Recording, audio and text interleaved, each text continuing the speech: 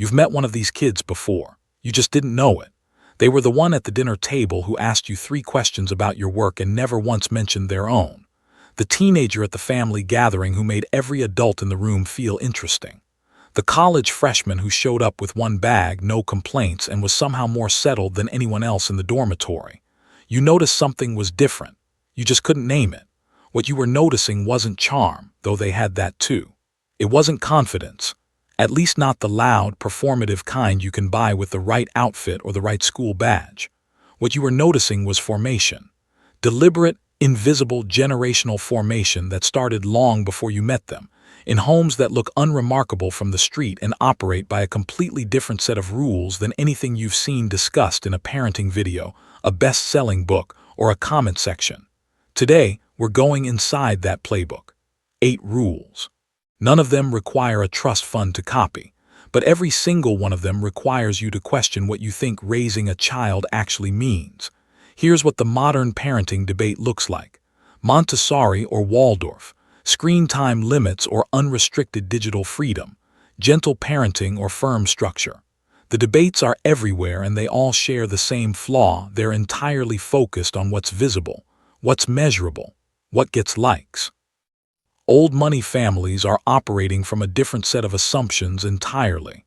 They're not asking how to make their children happy, successful, or impressive. They're asking how to make them durable, how to build a human being who functions at the same level of quiet effectiveness in a boardroom at 50 as they did at a dinner table at 15. Stay through Rule 5 in particular, because it is going to directly contradict one of the most popular pieces of parenting advice being circulated right now: the push to enrich, stimulate, and schedule every hour of a child's life in the name of development.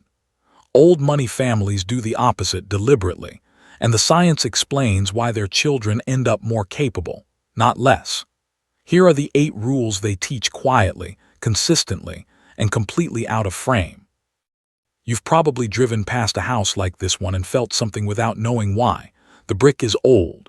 The brass knocker has been dulled by decades of the same hands. Nothing about the exterior announces wealth. That's the first lesson, and no one in this house will ever state it out loud. It is 7:15 on a Tuesday morning. Breakfast is already on the table. Seasonal fruit, soft-boiled eggs, tea from a pot that has been in the family longer than anyone can quite remember. There is no television on. There is no phone face-up anywhere in the room. There is a newspaper folded to the business section with a pen beside it, a pen that has been refilled, not replaced, because in this house things are maintained, not discarded. A 13-year-old sits down without being asked. They know their seat. They know the rhythm of the morning. Before eating, they open a small notebook and write 3 sentences. Yesterday's mistake, what they'll do differently, what they're grateful for. Not because anyone reminded them this morning. Because the habit was built years ago, one morning at a time, until it stopped being a habit and became simply who they are. No one in this house is performing. There is no content being made. There is no audience. There is only a family moving through a Tuesday, the same way they have moved through every other Tuesday, because that quiet, unglamorous, daily consistency is precisely the curriculum. This isn't Pinterest.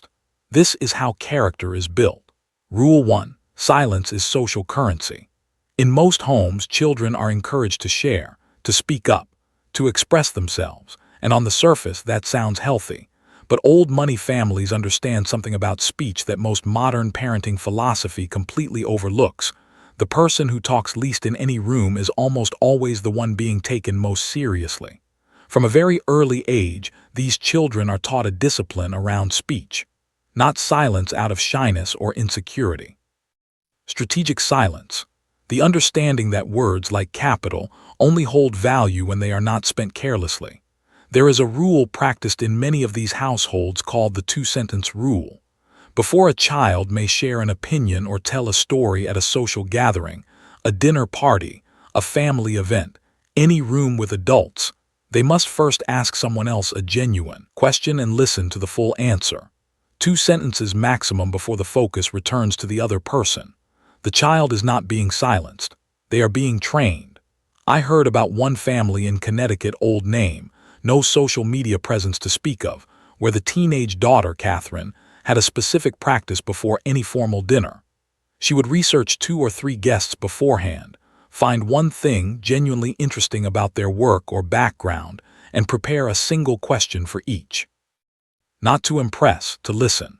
Her parents didn't call it networking, they called it respect. By the time Catherine was 17, she could hold a room of 50-year-old executives not by talking, but by making each of them feel like the most interesting person at the table. She never had to introduce herself twice. In a world where everyone is performing, the person who is genuinely curious about you is unforgettable. Silence, practiced correctly, is not absence. It is authority. Rule 2. The name belongs to everyone. Try searching for any child of a true 5-generation family name. What you typically find is almost nothing. A sailing result, perhaps. A mention in a charity report. A wedding announcement from 15 years ago. And that is entirely by design. In old money households, children learn one of the most sobering lessons of their young lives relatively early. Their name does not belong to them alone. It belongs to every person who built it before them and every generation that will carry it after. Their behavior is not a personal brand. It is a shared asset, one that can be quietly strengthened over decades and spectacularly damaged in a single evening. Here is how specifically this gets taught. A 14-year-old attends a party. Nothing scandalous happens, but a photograph is taken, the kind that looks harmless in the moment and slightly less harmless in the morning light. The photo circulates. Within 48 hours, a cousin 3 states away gets a call asking about the family. Not because the photograph was damning, because the name in the caption was searchable, and someone searching it was deciding whether to move forward with a business relationship worth considerably more than the party was worth attending. The child is not punished. They are sat down and shown the chain of consequence, link by link in calm, specific detail. The family does not catastrophize. They simply make the cost visible. After that conversation, the child does not need to be told twice. They have understood something that no social media literacy class can teach, that the digital footprint of a name carries weight that extends far beyond the individual who made it. Discretion is not suppression. It is protection. And protecting the name is one of the highest responsibilities you inherit. Rule 3. Earn the room before you own it. There is a distinction that old money families make very clearly, and almost never explicitly, between being present in a room and having earned the right to shape it. Children in these families are brought into adult spaces from a relatively young age. Business dinners, charity board meetings, legal consultations about trusts and estates. Formal events where the average age is 30 years older than them. But they are brought in with a specific and non-negotiable understanding. You are here to observe, not to perform. One family has a practice they've passed down for at least 3 generations. Before any formal adult engagement, and this includes a 16-year-old sitting in on a meeting with the family's estate lawyer, the child is told one rule. You may ask one question. 1. Make it worth asking. They spend the drive there deciding what that question is. Sometimes they don't ask it at all, because nothing they thought of was worth the air. That restraint, the decision not to speak rather than speak poorly, is treated as the better outcome. What this builds over years is not just manners. It builds a skill that is almost impossible to teach in adulthood, the ability to read a room before you try to move it. To understand the power dynamics, the unspoken hierarchies, the emotional weather of a space, before you place a single word into it. And it builds patience, the rarest quality in ambitious people. The child who has spent years earning rooms rather than claiming them arrives in adulthood with something their peers who were told they were exceptional from birth simply don't have: the ability to wait, to know they belong without needing the room to confirm it out loud. Entitlement walks in and announces itself. Earned presence simply sits down and the room rearranges itself accordingly. Rule 4. Capital first, cash second. Ask a typical 10-year-old what money is, and they'll describe something you spend. Ask a child raised in old money the same question, and they'll describe something you grow. That gap, invisible on the surface, seismic underneath, is one of the most important things these families transmit across generations. Here is how it gets taught. On the child's 10th birthday, they receive gifts. Some are objects, some are envelopes of cash from relatives, and some from the parents are different. A contribution is made to a brokerage account that has existed since the child was born, but the gift is not the money. The gift is the ledger. A simple handwritten page that shows the account's history, every contribution, every quarter's change, every year of compounding going back to year one. The child is sat down and walked through it, not to understand every number, to understand one concept. Money that is working is different from money that is sitting. The parent uses specific language. This is a seed, not fruit. Fruit you eat. Seeds you plant. Every dollar you spend is fruit. Every dollar you put to work is a seed that will eventually grow fruit you haven't earned yet.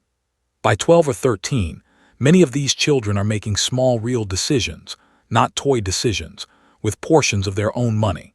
One family gives their children $500 each summer with one instruction: do something with it by September. No further guidance. The child who buys supplies and runs a small business and nets $40 has learned more about economics than any classroom could teach. The child who loses $200 on a peer's terrible idea has paid the cheapest possible tuition for a lesson about risk, social pressure, and the difference between enthusiasm and analysis. The goal is never to raise a child who is rich. It is to raise a child who thinks in decades rather than months. Rule 5: boredom is the curriculum. This is the rule that will frustrate you. Good, that frustration is the point. We are living in the age of enrichment. Every hour of a child's life is a potential slot for improvement. Coding camps, Mandarin tutors, debate clubs, cello lessons, weekend STEM workshops. The logic is intuitive: more input, more development. More stimulation, more capability. We are building children the way we build resumes. Old money families think this is one of the most damaging things you can do to a child's mind.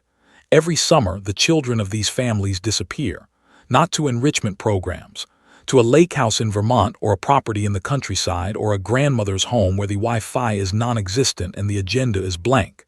No scheduled activities, no structured learning, just time, unaccounted for, unglamorous, stretching in every direction time. This is not neglect. This is the most sophisticated developmental investment they make all year. Here is the neuroscience. The prefrontal cortex, the part of the brain responsible for long-term planning, impulse control, and complex decision-making, develops most powerfully during unstructured time. Specifically, during the experience of boredom that eventually resolves into self-directed activity. The child who stares at the ceiling for 40 minutes and then invents something to do has just done more for their executive function than 6 weeks of organized enrichment. Translated into adult life, the stakes become clear. The investor who can sit in a falling market without panic selling has been building that muscle since they were 9 years old at a lake house with nothing to do and no one to entertain them.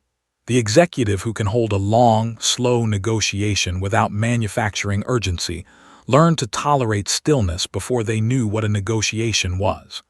The schedule is full all year, but the summer is deliberately, intentionally, strategically empty. Because the person who can function in silence will always outperform the person who requires noise to feel productive. Boredom is not what happens when there's nothing to do. It is what happens right before a child learns to think. Rule 6: give where no one can thank you. Modern philanthropy is a visibility exercise. Every major donation comes with a press release. Every volunteer effort gets documented. The underlying logic, understood even when unspoken, is that generosity earns social currency, admiration, brand equity, the right kind of associations. Old money families look at this practice with something close to quiet contempt. In these households, children are taught one rule about giving that never changes. The moment your generosity becomes visible, it has lost most of its value. Real giving happens where no camera can find it. One family has funded the same community scholarship for 23 years. It covers full tuition at a local college for one student annually. The scholarship has a name, but not the family's name. When asked about the foundation that administers it, the parents deflect with practiced ease. The children know about the scholarship. They are told about it once in detail and then it is never discussed again. When volunteer sheets are signed at school events, they are signed in pencil, never pen. The reasoning explained to the child once. Your name on a list is a performance. A pencil can be erased. Do the work anyway. What this builds in the child is the most difficult and most important moral development possible, the internal compass. The difference between doing good and being seen doing good. It creates a relationship with generosity that is entirely self-sustaining because it was never attached to external reward in the first place. These children become adults who give quietly and consistently across their entire lives, not because they're being watched, but because they were taught young enough that the habit became character. Virtue performed for an audience is PR. Virtue practiced in private is formation. Rule 7. Craft is character. Old money families have a very particular relationship with mastery. They choose one hard skill, sometimes several, not for career utility or social signaling, but because the process of becoming genuinely good at something difficult is itself the education. The discipline required is not incidental. It is the point. The pursuits tend toward the classical, a musical instrument, a second or third language pursued past conversational fluency to real literacy. Sailing, where the consequence of a poor decision is immediate and entirely physical. Horsemanship, for the same reason. Fencing. Long-distance swimming. The choice of discipline matters less than one specific quality it must have. It must be hard enough that improvement requires showing up on days when you don't want to, for months and years, before the competence becomes visible. A 12-year-old in one of these families has been playing cello since she was 7. She practices at 5:45 every morning before school in a room off the kitchen while the rest of the house is dark. She is not going to be a professional musician. Her parents have never suggested she might be. But 3 mornings a week, she plays a passage she cannot yet play cleanly, and she plays it again and again until the mistake becomes less frequent. She doesn't know it yet, but she is not learning cello. She is learning what it feels like to improve at something that doesn't care how badly you want to be done. Psychologists call what she's building a template for difficulty. A lived, embodied understanding that struggle is not a signal to stop, but a signal that something worth mastering is on the other side. That template travels with her into every subsequent challenge.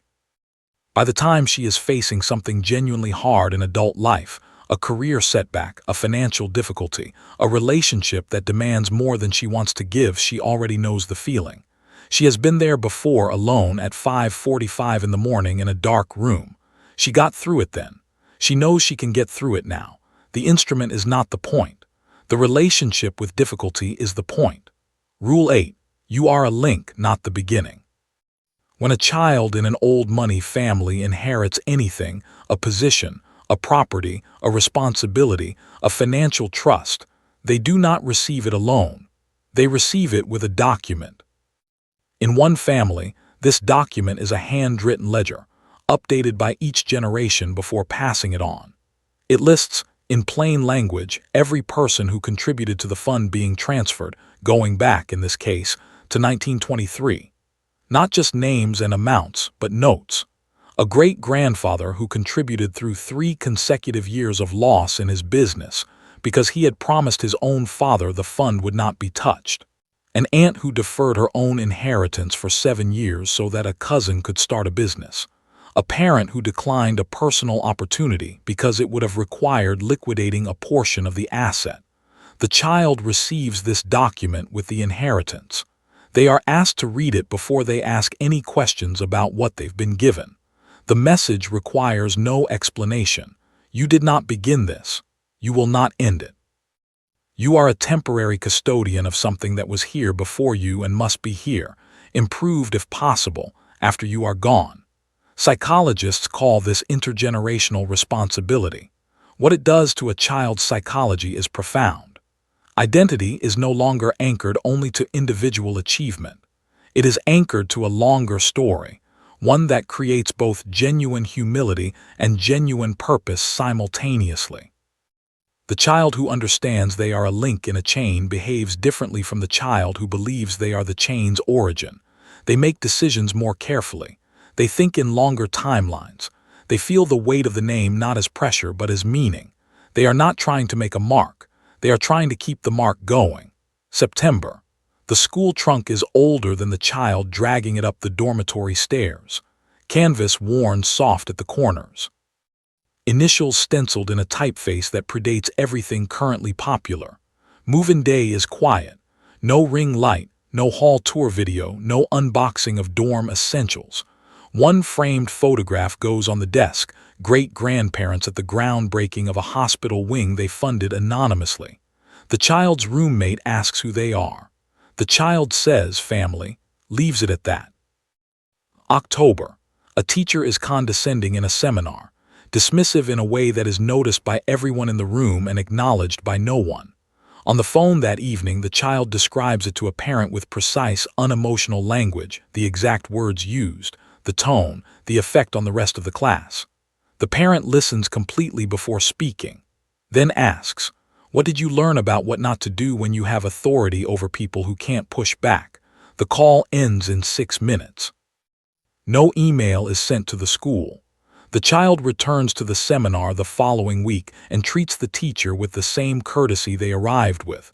November. A school charity event. The child has been asked to speak for 2 minutes. They practice it 9 times, not to memorize it, but to make it sound like conversation. When the moment comes, they speak for 90 seconds. They mention 4 people by name who made the work possible, and none of them are present on the stage. Afterward, a trustee they have never met stops them near the exit and says, quietly, that they have real poise. The child asks the trustee about their own foundation work. The conversation lasts 14 minutes. The child does the majority of the listening. January. Birthday money arrives from relatives. The child sits at the kitchen table with a handwritten ledger, 3 columns, no spreadsheet app, and divides it deliberately and without discussion. A third is transferred to the account they have been watching for 2 years.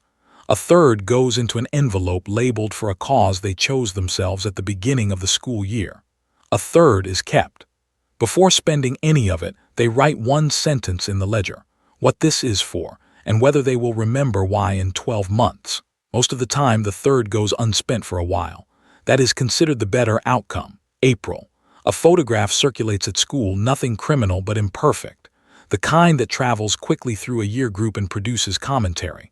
The child makes 2 phone calls, one to each person who appeared in the photograph with them, to ask how they are handling it before doing anything else. No public response is made. No statement. No defensive post. The family is informed and does nothing visible. Within 8 days, the story has consumed itself entirely. No oxygen was provided. The child files the whole sequence away not as a trauma but as a data point. The most effective response to unwanted attention is almost always no response at all. July. The countryside. The mornings are chores, real ones, with physical consequence and no one watching. The afternoons are a book or a long walk or genuinely nothing in particular. In the evenings, dinner runs long. Devices live in a cedar box by the back door from 6 o'clock onward, and guests rotate through across the summer: an architect, a retired judge, a neighbor who repairs stone walls for a living, a cousin who became a midwife. The child watches who commands the most attention at the table. It is not the wealthiest person. It is the one who asks the best questions. They note this without being told to note it and carry it back to school in September like luggage. Old money is not magic. It is not simply inherited advantage, though that advantage is real and should never be minimized or dismissed. What makes these family names appear, with the same quiet effectiveness, across 5, 6, 7 generations, is something far more reproducible than a trust fund. It is a set of values compounded daily into character.